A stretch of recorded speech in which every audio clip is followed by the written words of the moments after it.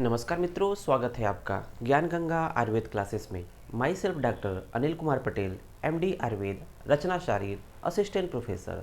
आज हम लोग स्रोतस शारीर के अंतर्गत स्रोतोमूल के बारे में बात करेंगे। तो स्रोतोमूल बहुत ही बर्निंग टॉपिक है और लगभग सब बच्चों की डिमांड रहती है कि इस टॉपिक को याद कैसे किया जाए। कन्फ्यूजन यहाँ पर ये होता है कि जब दो दो आचार्यों के मत को हम एक साथ वर्णन कर देते हैं, वहाँ पर कन्फ्यूजन होता है कि चरक ने किसको माना है और सुश्रुत ने किसको स्रोतोमूल माना है। तो ये आज हम लोग का क्लियर हो जाएगा और मैं गारंटी के साथ कहता हूँ कि इसको दोबारा पढ़ने की ज़रूरत नहीं पड़ेगी। मतलब कि एक बार आप अगर इसको अच्छे से पढ़ लीजिए तो आपका पूरा कॉन्सेप्ट क्लियर हो जाएगा किस आचार्य ने किस स्रोतस को माना है और क्यों माना है। तो आइए देखते हैं, एक तरह से बात करते हैं स्रोतोमूल के बारे में। तो हम लोगों ने स्रोतोमूल को जानने से पहले हम लोगों ने सबसे पहले कॉन्सेप्ट ऑफ स्रोतस के बारे में बात किया। जो पहला हम लोग लेक्चर है कॉन्सेप्ट ऑफ स्रोतस है। उसके बाद जो दूसरा लेक्चर है हम लोग का स्रोतस की निरुक्ति, स्रोतस की व्युत्पत्ति एवं स्रोतस की परिभाषा से संबंधित हम लोगों ने बात किया। उसके बाद हम लोगों ने स्रोतस के स्वरूप और उसके प्रकार के बारे में देखा। उसके बाद देखा कि उसकी संख्या और प्रकार देखा। लास्ट में हम लोग अब आ रहे हैं कि देखेंगे स्रोतोमूल के बारे में। मीन्स स्रोतोमूल क्या है उसको आइए डिफाइन करते हैं। तो यहाँ देख रहे होंगे स्रोतोमूल। स्रोतोमूल जो शब्द है वो कहीं ना कहीं जो भी शब्द के बारे में डिफाइन करना होता है, हर एक शब्द के उसी में अब उसका अर्थ छिपा होता है। अर्थात स्रोतो मीन्स स्रोतस, मूल मतलब होता है उसका मूल, उसका रूट।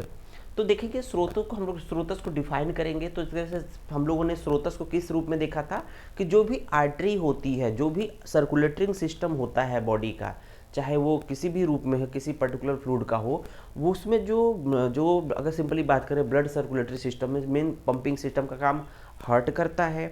उस हार्ट से जो डिफरेंट आर्टरीज लगी होती है, आर्टरीज जो होती है टिश्यू लेवल पे जाती है, वहाँ एक्सचेंज ऑफ ब्लड होता है। एक्सचेंज ऑफ ब्लड किस लेवल पे होता है? आर्टरी के कैपिलरी लेवल पे होता है। कैपिलरी को हम लोग केशिका भी कहते हैं। तो उस कैपिलरी लेवल पे जो है उस पर्टिकुलर जो सब्सटेंसेस है या फिर फ्लूइड का एक्सचेंज होता है। एक्सचेंज होने के बाद रिटर्न किसके थ्रू हो जाएगा? वेन्यूल के थ्रू, और स्मॉलर वेन और ग्रेटर वेन से होते हुए अगेन वो रिटर्न हो जाते हैं, हार्ट की तरफ रिटर्न हो जाते हैं जो फ्लूइड होते हैं। तो इस तरह से हम लोगों ने बात किया था कि अगर ये एक तरह से स्रोतस क्या है, अलग रचना नहीं है बॉडी में।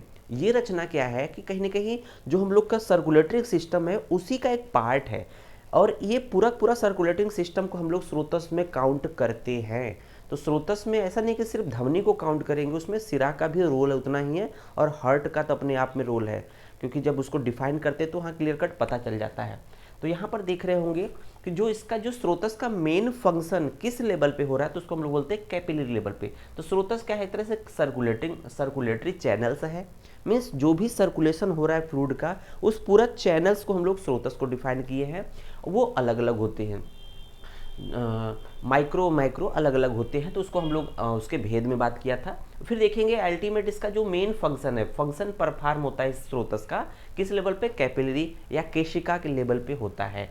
फिर देखते हैं कि ये स्रोतस को डिफाइन हम लोगों ने कर दिया कि एक तरह से सर्कुलेटरी चैनल्स है और उसके साथ साथ उसका जो फंक्शन परफॉर्म होता है कैपिलरी लेवल पे होता है।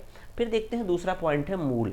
एक पॉइंट है स्रोतो और दूसरा पॉइंट है मूल। स्रोतस को डिफाइन करने के बाद हम लोग मूल पे आते हैं। मूल को देखते हैं तो मूल का सिंपल मीनिंग क्या होता है? रूट या जड़। तो रूट या जड़ कहने से क्या होगा कि हम लोग कहते हैं ना कि जिस तरह से यहाँ पर एक कंपेयर किया है किसी भी प्लांट से, तो प्लांट के जड़ से या इसका किस तरह से प्लांट का जो रूट होता है वो रिस्पॉन्सिबल होता है इसके पूरे ग्रोथ, मतलब इसके स्टेम, मतलब ट्रंक या स्टेम, और इसके जो भी अन्य ब्रांचेज होती है, और इसके जो लीफ और फ्रूट और फ्लावरिंग पे डिपेंड करता है। मतलब ये सब डिपेंड करते हैं पूरा इसी रूट पे। तो हम लोग कहते हैं किसी भी प्लांट का रूट जितना ज़्यादा हेल्दी रहेगा, मीन्स अच्छा रहेगा, मजबूत रहेगा, उतना ही अच्छा इसका इस प्लांट का जो भी ट्रंक है या ब्रांचेज है इसकी ग्रोथ होगी। साथ ही साथ क्या होगा, इसका जो समय से फ्लावरिंग होगी और समय से इसमें फ्रूटिंग होगी, फ्रूट भी अच्छे अमाउंट में आएंगे। तो उसी तरह से हम लोग देखते हैं कि जो स्रोतस होते हैं अर्थात स्रोतस को क्या कहा गया है? पुरुष चरक ने कहा, आचार्य चरक ने, कि जो पुरुष होता है स्रोतों का समुदाय है। आचार्य चरक ने कहा है कि जो पुरुष होते हैं वो स्रोतों के समुदाय हैं। समुदाय का मीनिंग होता है कि कलेक्टिव रूप होते हैं। मीन्स जो डिफरेंट स्रोतों मूल है, स्रोतों का समुदाय था मतलब स्रोतों के हर एक स्रोतस के अपने मूल होते हैं। तो हम लोग यहाँ जब स्रोतों मूल में बात करेंगे तो वहाँ यकृत की भी बात करेंगे अर्थात लीवर की बात करेंगे, प्लीहा की भी बात करेंगे अर्थात स्प्लीन की बात करेंगे, वृक्क की बात करेंगे अर्थात किडनी की बात करेंगे, हृदय की बात करेंगे अर्थात हार्ट के बारे में बात करेंगे। तो इस तरह से हम लोग देखेंगे कि पक्वाशय की बात करेंगे, आमाशय की बात करेंगे, मीन्स जो भी बॉडी पार्ट्स है जो अलग अलग अपना अपना फंक्शन परफॉर्म करते हैं ये मूल में काउंट हुए हैं। अगर ये मूल या डिफरेंट अवयव या विसरा, जिसको हम लोग विसरा भी बोल रहे हैं, तो उसको हम लोग मूल एज ए मूल है, स्रोतो मूल में काउंट किया गया है। अगर ये अपना नॉर्मल फंक्शन परफॉर्म करे तो मुझे नहीं लगता है कि कोई व्यक्ति को कोई बीमारी होगी। तो इसलिए कह रहे हैं स्रोत, और यहीं पर नहीं, कुछ वैद्य लोग जो होते हैं वो स्रोतों मूल के स्रोतस के बेसिस पर अर्थात स्रोतों मूल के बेसिस पर उसकी चिकित्सा करते हैं। तो स्रोतों मूल में कहीं ना कहीं जो दुष्टि होगी, जैसे हम लोग सिंपली अगर इसको समझाएं कि अगर इस प्लांट का प्रॉपर फ्लावरिंग नहीं हो रहा है या इसका प्रॉपर ग्रोथ नहीं हो रहा, तो कहीं ना कहीं जो काज है, ये जो काज है वो कहीं ना कहीं रूट या मूल के लेवल पर है। निश्चित ही रूट या मूल के लेवल पर होगा, वहाँ पर उसका काज जरूर दिखेगा। तो सबसे पहला जो पॉइंट्स दिखेगा इस रूट पे दिखेगा। उसी तरह से जब कोई स्रोतस दूषित होता है तो उसका जो एग्जैक्ट साइन एंड सिम्टम कहाँ पर आता है, उसके मूल पे जरूर दिखता है। तो इसलिए मूल का हेल्दी कंडीशन में बने रहना बहुत ज़रूरी है। तो यहाँ देख रहे होंगे कि पुरुष जो है स्रोतों का समुदाय होता है, हर एक स्रोतस के अपने मूल होते हैं। तो जब हम लोग का मूल ठीक रहेगा तो कहीं ना कहीं पुरुष अर्थात शरीर भी ठीक रहेगा। तो हम लोगों ने इस तरह से स्रोतों मूल को इन शॉर्ट टर्म में डिफाइन कर दिया। आइए अब शुरू करते हैं कि आचार्यों ने जो चरक और सुश्रुत ने स्रोतस की बात की है उसमें किस तरह से उन्होंने एक एक करके स्रोतों मूल के बारे में बताया है, और दोनों आचार्यों के अपने अपने मतों के हम लोग देखते हुए उन दोनों को याद कैसे करेंगे और उसको शार्ट ट्रिक देंगे, बिल्कुल ही आसान भाषा में हम लोग उसको समझेंगे। और गारंटी के साथ कहते हैं कि एक बार अगर पूरा वीडियो को देख लेंगे तो एक बार के बाद दोबारा उसको याद पढ़ने की जरूरत नहीं पड़ेगी। तो यहाँ देखेंगे कि प्राण व स्रोतस की बात कर रहे हैं, तो देख रहे होंगे यहाँ प्राण व स्रोतस, तो यहाँ प्राण व स्रोतस है। तो डिफरेंट स्रोतस है अर्थात चरक ने प्राण व, उदक व, अन्न व, रस व, रक्त व, मांस व, मेद व, अस्थि व, मज्जा व, शुक्र व, मूत्र व, पुरुष व, स्वेद व, आर्त व, ये 14 स्रोतस तो चरक ने मान लिए पूरे पूरे, देखेंगे सब में मूल है। बट यहाँ पर थोड़ा सा यहाँ कन्फ्यूजन है, यहाँ पर मूल इसका नहीं माना है बट स्रोतस को माना है चरक ने आर्तव स्रोतस माना है, वो भी इसका प्रदर के प्रकरण में। तो पॉइंट आउट कर लीजिएगा कि आर्तव स्रोतस का वर्णन कहाँ किया है, प्रदर, जहाँ पर वो प्रदर की बात करते हैं वहाँ पर बोला है, बट वहाँ मूल का उन्होंने जिक्र नहीं किया है। लेकिन जो अन्य 13 स्रोतस हैं जो स्रोतों मूल है, इनका वर्णन उन्होंने चरक विमान 5 में किया है। चरक विमान 5 अर्थात स्रोतो विमानी अध्याय के अंतर्गत 13 का एक साथ किया है। लेकिन आर्तव स्रोतस का जो बात होती है वो उन्होंने कहाँ किया है, प्रदर के प्रकरण में किया है। तो वहाँ पर मूल का बात नहीं किया, लेकिन मूल जो होगा गर्भाशय और आर्तवाही धमनी होगा, अर्थात जो सुश्रुत का है वही चरक का भी हम लोग मान लेते हैं। तो यहाँ पर देखते हैं कि जो विभिन्न आचार्यों के हिसाब से जैसे चरक और सुश्रुत के हिसाब से देखेंगे, तो यहाँ एक बात ध्यान रखनी है कि जब भी स्रोतस की बात होगी तो वहाँ पर दोनों आचार्यों में से एक चीज़ जरूर कॉमन होगा, एक मूल कॉमन होगा, कभी कभी दोनों मूल कॉमन हो सकते हैं। तो आइए देखते हैं वन बाय वन क्या चीज़ें हैं। तो यहाँ देख रहे हैं पहला है प्राण व स्रोतस। तो जैसा देख रहे हैं प्राण व स्रोतस, तो प्राण व स्रोतस अर्थात प्राण का वहन करने वाला। तो प्राण का वहन कौन करता है, तो कहीं ना कहीं प्राण को वहन करने वाला प्राण व स्रोतस है। तो सिंपली बात करते हैं कि प्राण है क्या। तो प्राण का मतलब सिंपली कहते हैं ना कि जैसे प्राण पखेरु उड़ गए, अगर शरीर में प्राण या जीवात्मा, प्राण का मतलब जीवात्मा, सिंपली अगर कह दे प्राण का मतलब जीवात्मा,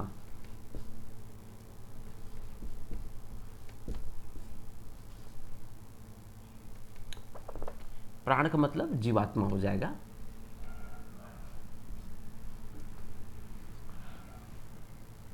प्राण का मतलब जीवात्मा हो जाएगा, ठीक है। तो बट जीवात्मा को हम लोग देख नहीं सकते, लेकिन प्राण हमारे शरीर में उपस्थित रहता है। किस रूप में रहता है, आचार्य चरक ने प्राण किसको बोला है, चरक ने प्राण किसको संज्ञा दी है, उन्होंने कहा है अन्न, रक्त, और वायु। आचार्य चरक ने प्राण किसको संज्ञा दिया है? अन्न को, रक्त को और वायु को प्राण की संज्ञा दी है। सिंपली प्राण का मतलब होता है जीवात्मा, अर्थात कहते हैं ना कि आत्मा शरीर से निकल गई, इसका मतलब शरीर मृत हो गया, शव हो गया, इसका मतलब उन्होंने सिंपली ये तो हो गया। बट किस रूप में है? कहते हैं ना कि जो है अन्न में, रक्त में, वायु में प्राण उपस्थित होता है, आश्रित होता है। तो कहते हैं कि हम लोग 2 दिन न खाना खाएं तो क्या होगा? हम लोग मृत हो जाएंगे, सिंपली हम लोग एनर्जी धीरे धीरे खत्म हो जाएगी। और उसी तरह से देखेंगे रक्त जो होता है एक तरह से प्राण के रूप में रहता है। और वायु तो प्राण वायु तो कहने की बात ही नहीं है, प्राण वायु के रूप में वायु है। फिर देखते हैं सुश्रुत ने प्राण की बात क्या कही है। तो सुश्रुत ने प्राण की जो बात कही है उन्होंने देखेंगे अकॉर्डिंग टू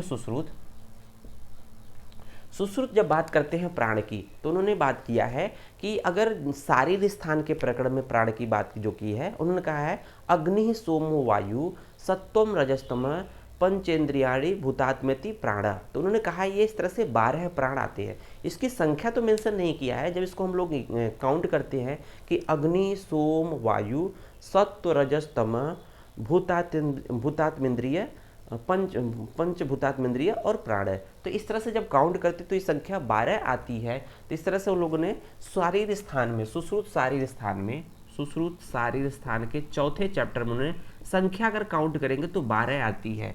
बट संख्या एग्जैक्ट मेंशन नहीं है। लेकिन सुश्रुत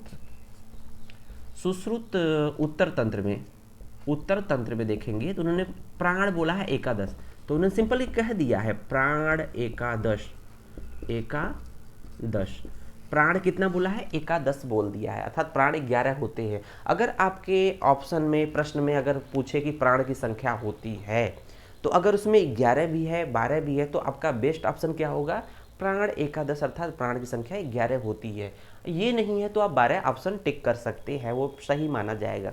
अगर दोनों है तो उसमें बेस्ट प्रेफरेंस देंगे एकादश को 11 को। इस तरह से यहाँ पर बात की गई है।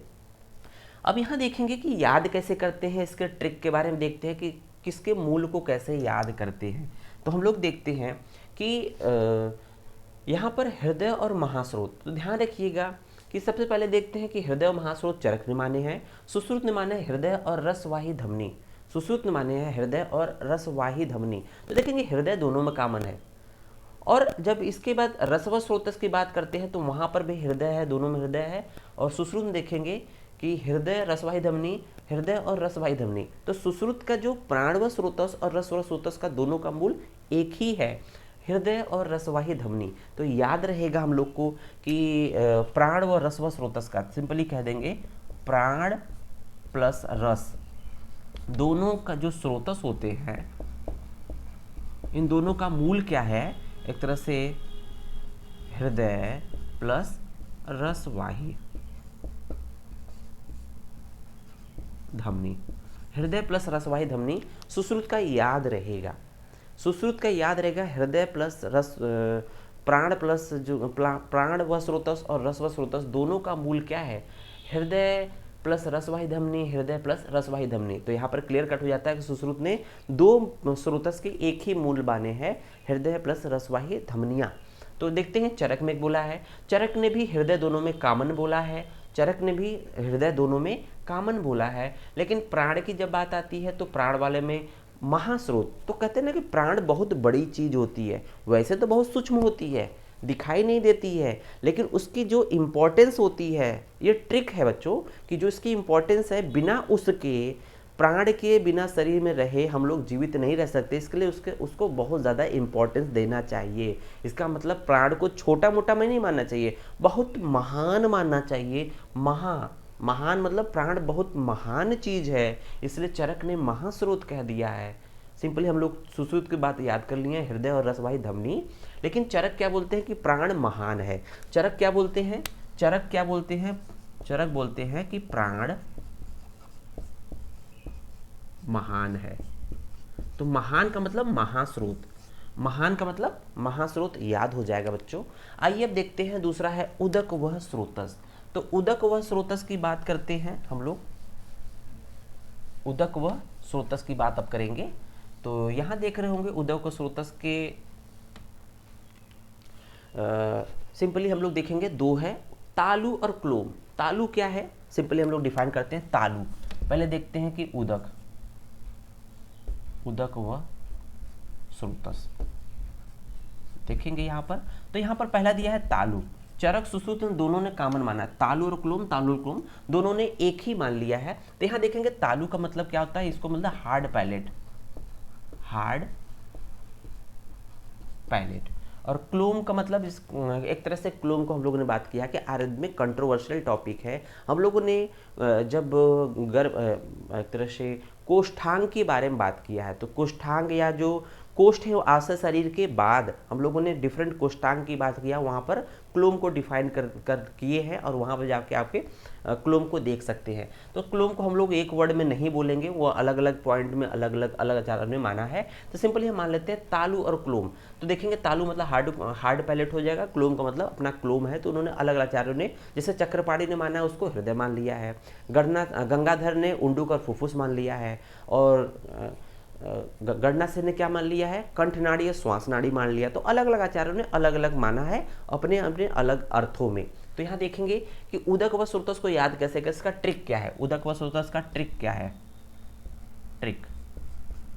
तो उदक व श्रुतस का देखेंगे, जैसे उदक व श्रुतस का मूल जो है तालु और क्लोम है। तो देखेंगे कि उदक को हम लोग याद रखेंगे उदय, उदय को ताक पे रख दिया, उदय को ताक पर रख दिया।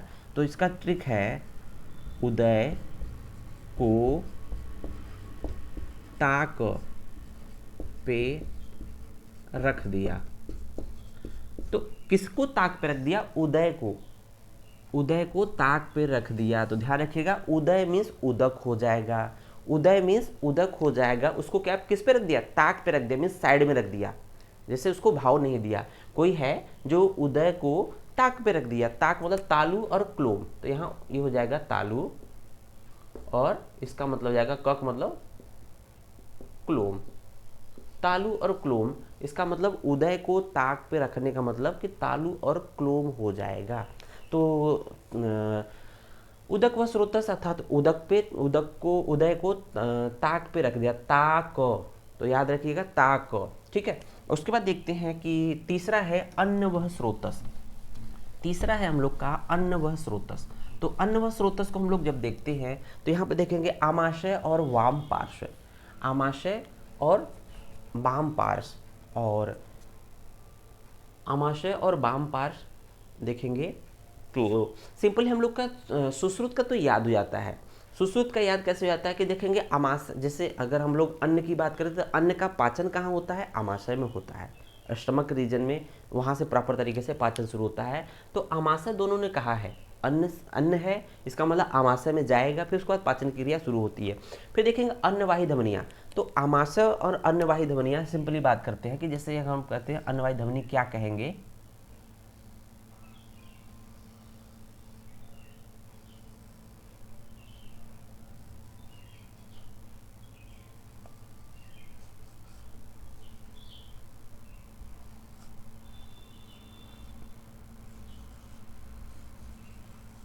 तो ये एक तरह से हम लोग का एलिमेंट्री कैनाल है। ये जो देख रहे हैं एलिमेंट्री कैनाल है, यहाँ पर हम लोग अगर इसको हम लोग आमाशय अगर सपोज कर मान भी लेते हैं, ये अगर यहाँ अन्न आ रहा है, अल्टीमेट यहाँ आ रहा है, तो किसके थ्रू आएगा, ये देखेंगे ये एक तरह से ओरल कैविटी से होते हुए फेरिंग्स, फेरिंग्स से होते हुए ईसोफेगस, ये पूरा पूरा क्या कहला जाएगा, अन्नवाही धमनी, अन्न को वहन करने वाली धमनी जो ला रही है स्टमक रीजन में, उसको हम लोग बोलेंगे अन्नवाही धमनी बोलेंगे। तो इस तरह से ये सुश्रुत ने क्लियर कर दिया कि आमाशय और अन्नवाही धमनी कह दिया। देखेंगे धमनी की जब बात होती है तो सुश्रुत ने धमनियों लगभग सब में लगभग कुछ ना कुछ धमनियों की बात की है। तो याद रखिएगा धमनियों की बात होगी तो लगभग हर जगह सुश्रुत ने बात की है, कहीं कहीं पर चरक ने धमनी की बात की है। तो यहाँ पर देखेंगे सुश्रुत का हो जाएगा आमाशय, कहाँ पर अन्न रहता है, आमाशय में अर्थात स्टमक में, और उसको लाता कौन है, ओरल कैविटी, ओरल कैविटी साथ फेरिंग्स, फेरिंग्स साथ ईसोफेगस, ईसोफेगस बाद ऑटोमेटिक स्टमक में चला जाता है। लेकिन देखते हैं चरक क्या बोलते हैं। चरक जो है, चरक क्या करते थे, अन्न को क्या करते थे, चबाते थे।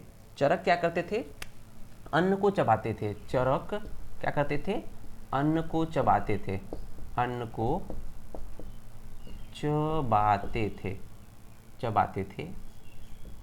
तो चबाने में जो व है, ब है, उसका मतलब होता है वाम पार्श्व, वाम पार्श्व। तो चबाना, जैसे अन्न को तो चबाया ही जाता है, तो चबाना, च से चरक, ब से वाम पार्श्व। तो देखेंगे च से चबाने में हो जाएगा च से चरक और ब से वाम पार्श्व हो जाएगा। तो अन्न को जब चबाते हैं, कौन चबाते थे? चरक। तो च से चरक, ब से वाम पार्श्व। और साथ ही साथ आमाशय तो चरक ने माना ही माना, उसमें कोई दो राय नहीं है। फिर देखेंगे यहाँ पर अन्न के बाद रस वह स्रोतस। अन्न के बाद देखेंगे रस वह स्रोतस।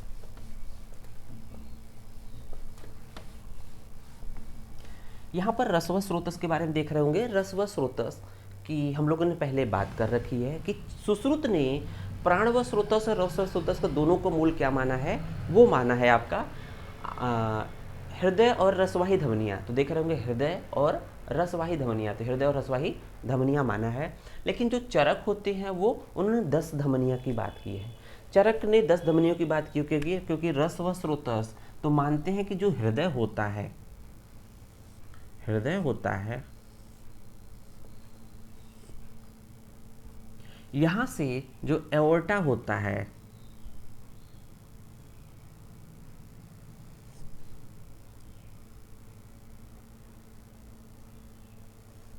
और इसकी जो डिफरेंट ब्रांचेज होती है उसके बारे में देखेंगे।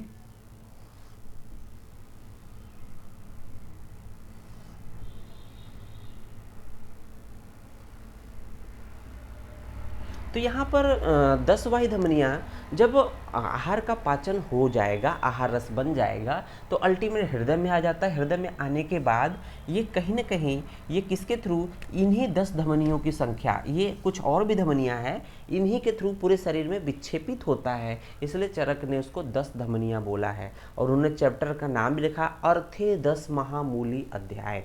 चरक ने जो चरक सूत्र 30 अध्याय का नाम रखा है अर्थे 10 महामूली अध्याय। अर्थ का मतलब होता है हृदय, और 10 का मतलब हो जाएगा संख्या, हो जाएगा 10 महामूल, अर्थात बड़े रूट वाली जो धमनियों की बात उन्होंने यहाँ पर किया है। तो इसलिए वहीं पर जो रस व स्रोतस का जो मूल है, हृदय तो कॉमन है ही, साथ ही साथ 10 धमनियों को चरक ने काउंट किया है। आइए बात करते हैं रक्त व स्रोतस की। तो रक्त व स्रोतस की तो आप बात करेंगे कि रक्त व स्रोतस को, जैसे कहते हैं ना कुछ लोग रक्त के, जो राक्षस लोग होते हैं रक्त को पीते हैं। वैसे तो यकृत प्लीहा याद रहेगा रक्त व स्रोतस में, लेकिन हम लोग फिर भी उसको ट्रिक की बात करते हैं कि रक्त व स्रोतस की। तो रक्त व स्रोतस देखेंगे यहाँ पर। तो देखते हैं जो राक्षस होते हैं, राक्षस प्रवृत्ति के लोग होते हैं, रक्त को पीते हैं, रक्त को पीते हैं, ठीक है ना, रक्त को पीते हैं, रक्त का पान करते हैं। तो पीने का मतलब क्या हो जाएगा? पी वाई, पी, रक्त को पीते हैं, रक्त को पीते हैं, पी वाई। तो प्लीहा यकृत देख रहे होंगे, कौन पीता है रक्त को? जो राक्षस होते हैं कौन पीते हैं, या सिंपली हम कहते हैं कि रक्तपान सिंपली कुछ बीमारियों में बताया गया जहाँ शरीर में रक्त की कमी होती है। आचार्यों ने रक्त के पान को भी बताया है।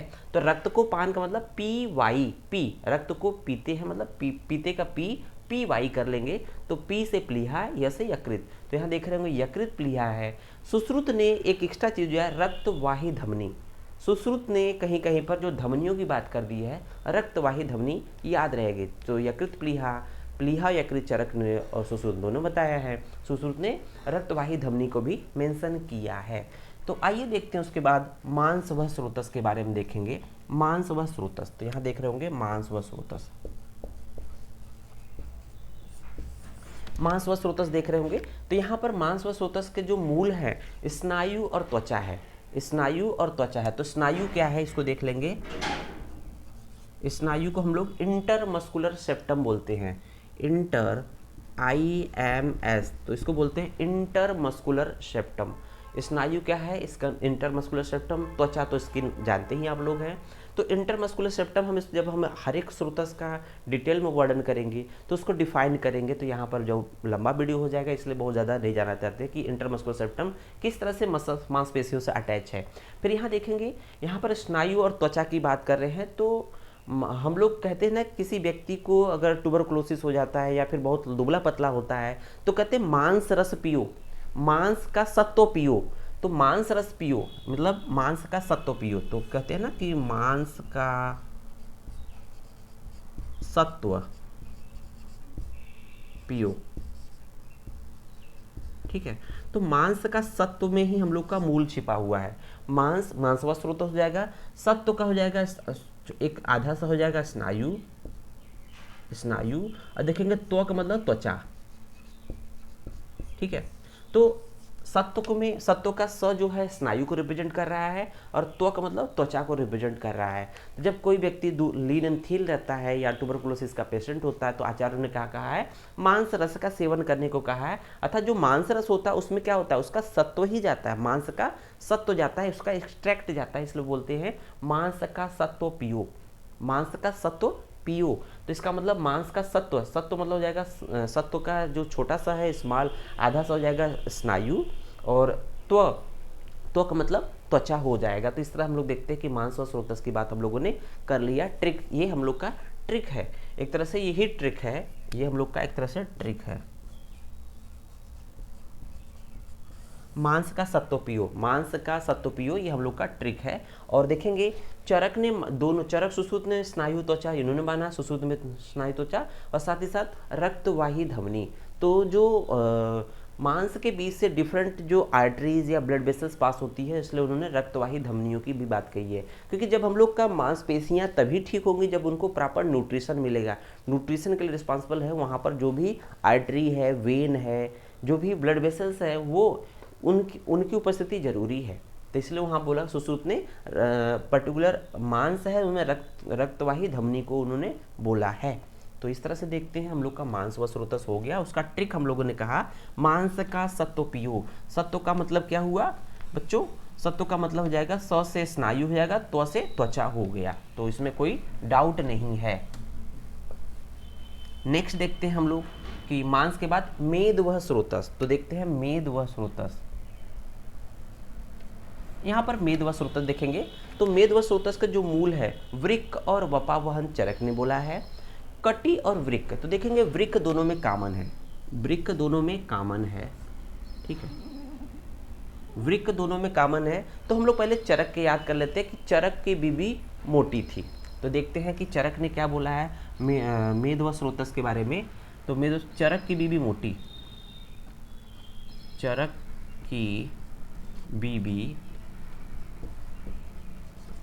मोटी या मेदस्वी, ये सिंपली कह देंगे चरक की बीबी मोटी का मतलब मेदस्वी, मेद से युक्त।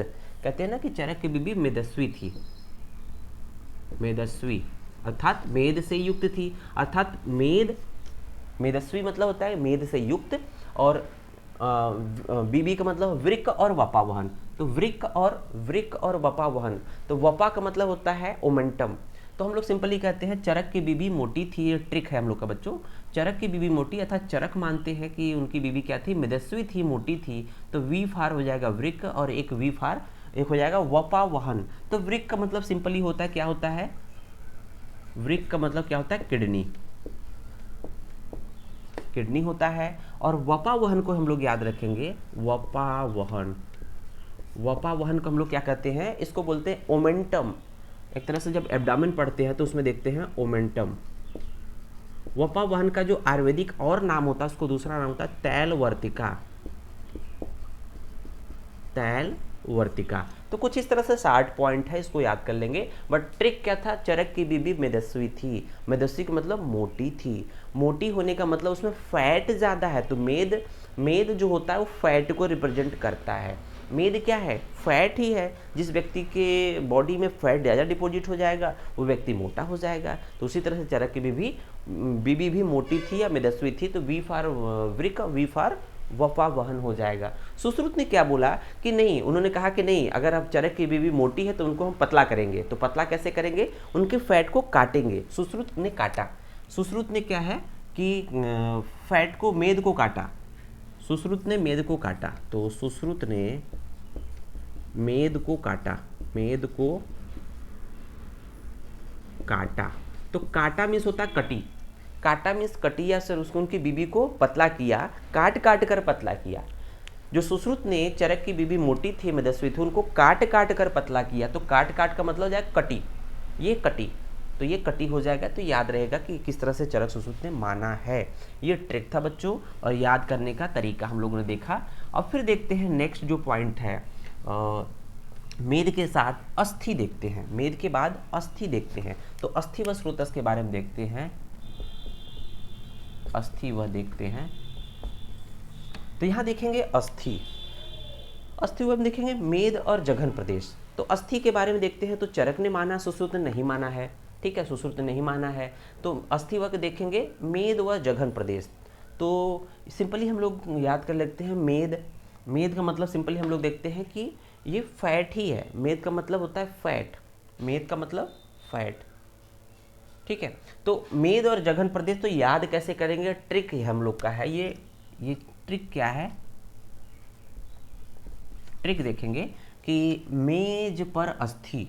तो कहते हैं ना कि जब हम लोग पढ़ते हैं, जनरली हम लोग जब पढ़ाते हैं या पढ़ते हैं, तो जो टेबल हम लोग के सामने रहता है उस पर क्या होते हैं, बोन्स, डिफरेंट बोन रख देते हैं। या जब हम लोग का वाइबा होता है तो उसके ट्रे में जो है होता है पूरे अपर लिम्ब लोअर लिम्ब की बोन होती है, उसको इसी मेज पर रख देते हैं। क्योंकि जब हम लोग मेज पर भी वाइबा होता है, जब टीचर्स लेते हैं वाइबा, तो मेज पर सामने हम लोग सामने बैठते हैं और मेज पर अस्थि होती है। मेज पर अस्थि याद रखेंगे, यह ट्रिक है। मेज पर अस्थि। तो बच्चों ये ट्रिक है। मे फार हो जाएगा मेद और ज फार हो जाएगा जघन प्रदेश, जघन प्रदेश। तो मेज, मे का मतलब हो जाएगा मेद, जिसको हम लोग फैट बात कर रहे हैं, जघन प्रदेश की बात कर रहे हैं, तो ये अब हो जाएगा मेज पर अस्थि, इजली याद हो जाता है। सुश्रुत ने इसको माना नहीं है, इसलिए कोई कंफ्यूजन है ही नहीं। तो इसलिए मेज अस्थि व स्रोतस के बाद हम लोग आते हैं मज्जा व स्रोतस। तो मज्जा व स्रोतस के बारे में बात कर लेते हैं। मज्जा व देखेंगे हम लोग, तो यहाँ पर देखेंगे मज्जा व स्रोतस को देखेंगे, तो इसको देखेंगे क्या क्या मूल माना गया है। तो मूल के बारे में देखेंगे मज्जा व स्रोतस में अस्थि और संधि।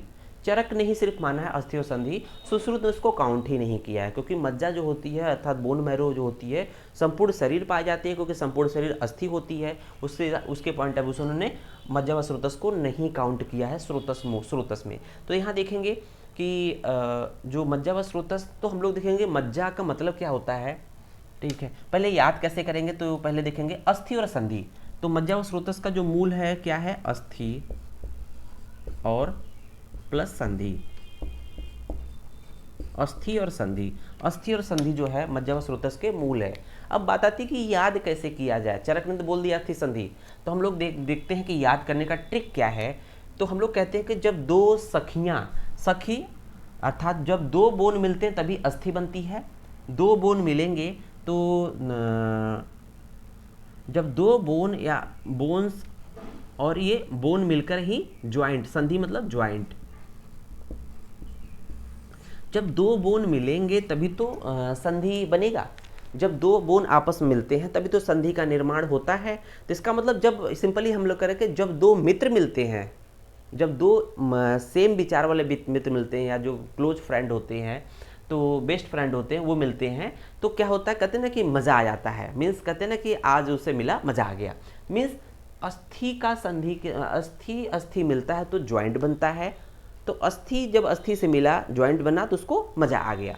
सिंपली याद हो जाएगा। मज्जा का मतलब मज़ा आना, तो मज्जा का मतलब मज़ा आना। तो कहते हैं ना कि बहुत साल बाद अगर अपने मित्र से मिलिए तो दिल बाग बाग हो जाता है। तो सिंपली कह रहा है कि अस्थि का अस्थि के साथ अर्थात बोन, जब अस्थि अस्थि साथ मिलते हैं तो संधि का निर्माण होता है। तो याद रखेगा कि मज्जा कहाँ पाई जाती है, अस्थियों में पाई जाती है। मज्जा अर्थात बोन मैरो, इसको हम लोग कहते हैं मज्जा का मतलब बोन मैरो, BM कहाँ पाया जाएगा, तो ये पाया जाएगा बोन में पाया जाएगा। तो अर्थात दो अस्थियां जब मिलती हैं तो संधि का निर्माण होता है, ज्वाइंट का निर्माण होता है, और फिर दोनों को मज़ा आ जाता है। तो याद हो जाएगा कि अस्थि जब संधि से मिलती है तो मज़ा आ जाता है।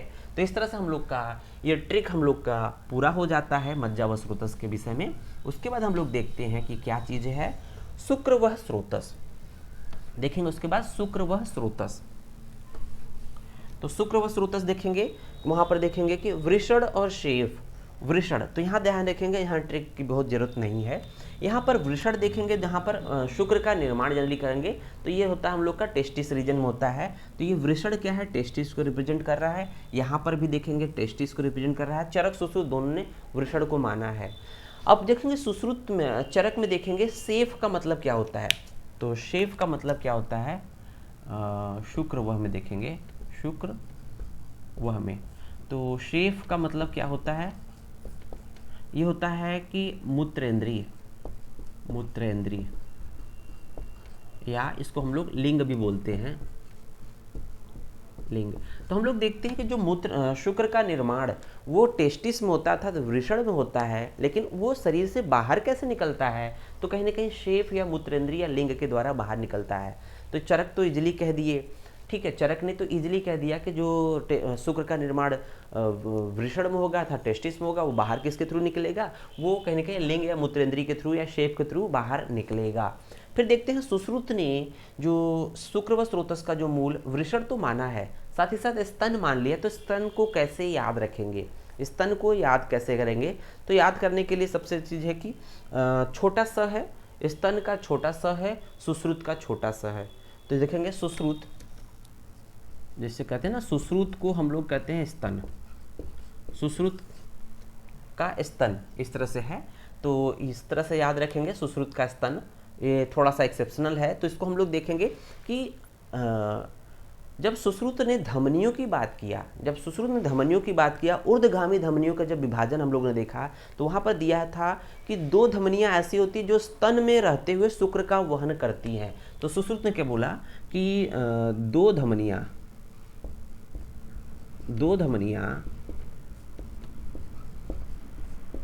स्तन में रहकर शुक्र का वहन करती है। ये बच्चों ट्रिक नहीं है, ये कॉन्सेप्ट है, ये बोला गया है धमनी के प्रकरण में। तो हम लोग इसको मान सकते हैं कि ये उन्होंने सुश्रुत ने स्तन को भी शुक्र व स्रोतस का मूल माना है। मीन्स कि जो शुक्र व स्रोतस का मूल सुश्रुत के अकॉर्डिंग स्तन में है, लेकिन उस स्तन में रहते हुए जो धमनी शुक्र का वहन कर रही है। सिंपली जिसको चरक ने बोल लिया कि जो शुक्र का निर्माण वृषण में हो रहा है और उसका जो वहन सेफ के द्वारा हो रहा है। सुश्रुत बोलते हैं कि निर्माण वृषण में जरूर हो रहा है, लेकिन इसका जो स्थान है स्तन में है, अर्थात जो मेमोरी ग्लैंड है उस रीजन में पाया जाता है, वहाँ रहकर शुक्र का वहन करता है। तो बात दोनों की लगभग एक ही हो जाती है, लेकिन टर्म अलग हो जाते हैं, सुश्रुत का स्तन हो जाता है। तो याद रहेगा ये। उसके बाद देखेंगे मूत्र व स्रोतस, मूत्र व स्रोतस देख लेंगे, मूत्र व स्रोतस देखेंगे, मूत्र व, तो मूत्र व स्रोतस का जो देखेंगे, मूत्र का निर्माण या मूत्र का निर्माण होने के बाद अल्टीमेट कहाँ कलेक्ट होता है, तो देखेंगे वस्ती, दोनों ने वस्ती पर बोल दिया है, अर्थात चरक और सुश्रुत ने दोनों ने वस्ती बोल दिया था। यूरिन ब्लैडर, जो यूरिन होता है वो तरह से यूरिनरी ब्लैडर में जाके स्टोर होता है। स्टोर होने के बाद सुश्रुत ने कह दिया कि वो कहीं ना कहीं मेड्र का मतलब भी होता है मूत्र इंद्री, मेड्र का मतलब भी सुश्रुत ने बोल दिया मेड्र, सुश्रुत ने बोल दिया मेड्र। तो देख, सुश्रुत ने बोला है मेड्र।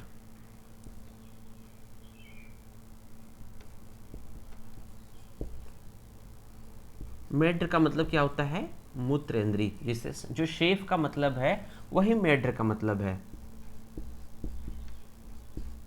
मूत्रेंद्री। तो मतलब निर्माण हो रहा है एक तरह से वस्ती, मतलब एक तरह से स्टोरेज हो रहा है वस्ती में, और निर्माण तो किडनी के स्तर पे वृक्क के लेवल पे हो रहा है, लेकिन स्टोर हो रहा है बस्ती में और कहीं ना कहीं मेड्र के थ्रू बाहर निकलेगा।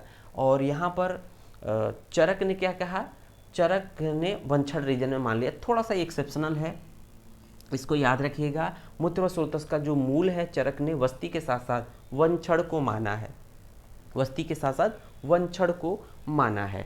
तो इस तरह से हम लोग देखते हैं कि इस तरह से हम लोगों ने मूत्र व स्रोतस की बात कर लिया। अब आते हैं पुरुष व स्रोतस। तो पुरुष व स्रोतस की हम लोग बात करते हैं, शायद एक दो पॉइंट और बचे हैं हम लोग के। तो पुरुष व स्रोतस की बात करते हैं, पुरुष व स्रोतस के बारे में बात करेंगे। तो देखेंगे पक्वाशय और स्थूलगुद, पक्वाशय और गुद। तो चरक और सुश्रुत ने पक्वासा दोनों में कॉमन माना है, स्थूल गुद और गुद, स्थूल गुद और गुद।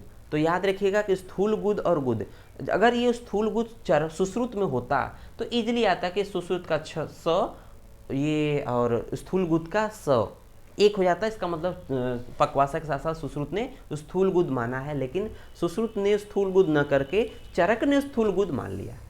याद रहेगा कि पक्वासा तो दोनों में कॉमन है। पक्वासा मीन्स लार्ज इंटेस्टाइन, पक्वासा मीन्स, पक्वासा की बात करते हैं, हम लोगों ने बात किया है पक्वासा की। कोष्ठ एवं आशय शरीर के अंतर्गत जब कोष्ठांग की बात किया है या वहाँ आशय की बात किया है तो वहाँ पर बताया एक एक करके पक्वासा किसको मानेंगे, इसको मानेंगे लार्ज इंटेस्टाइन, लार्ज इंटेस्टाइन। ठीक है, तो इन्होंने कह दिया कि पक्वासा लेवल पर लार्ज इंटेस्टाइन में फीकल मैटर का फॉर्मेशन होता है। फीकल मैटर फॉर्मेशन के बाद वो कहाँ पर स्टोर होगा, गुद में जाकर स्टोर होगा। तो पकेगा तो गुद में जाएगा, पुरुष जब पकेगा, पुरुष जब पकेगा तो गुद में जाएगा। तो पुरुष व स्रोतस की बात करते हैं, पुरुष जब पकेगा तो कहाँ जाएगा, गुद में जाएगा, गुद में जाएगा। सिंपली पकने का मतलब हो जाएगा पक्वाशय, पक्वाशय।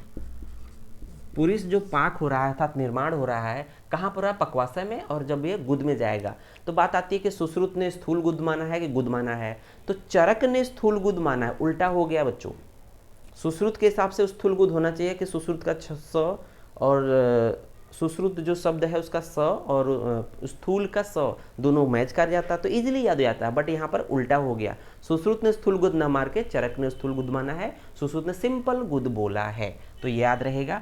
फिर देखते हैं स्वेद व स्रोतस। स्वेद व स्रोतस के बारे में देखते हैं, स्वेद व स्रोतस के बारे में हम लोग देखते हैं। तो यहाँ देखेंगे स्वेद, तो यहाँ पर देखेंगे मेद और लोमकूप सुश्रुत ने माना है।